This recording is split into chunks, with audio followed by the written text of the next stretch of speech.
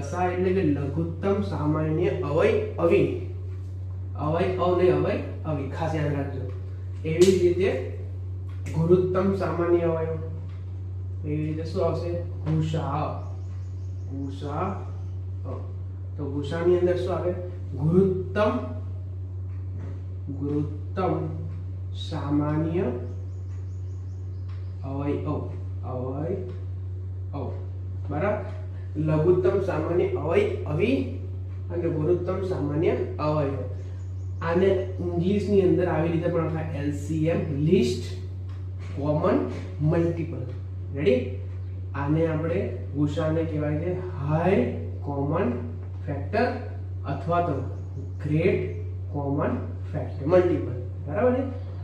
Great common multiple મતલબ કે ગુસા ગુરુત્તમ સામાન્ય અવયવ. તો આ બંને કેવા શું માંગે છે એક ખાસ સમજીએ. તો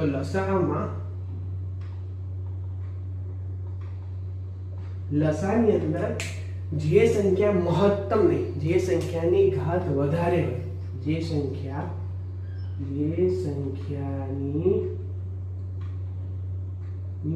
ઘાત મોટી હોય એને શું કહેવામાં આવે છે?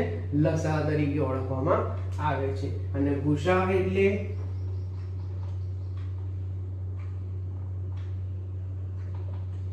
એટલે કે જે સંખ્યાની ઘાત મોટી નહીં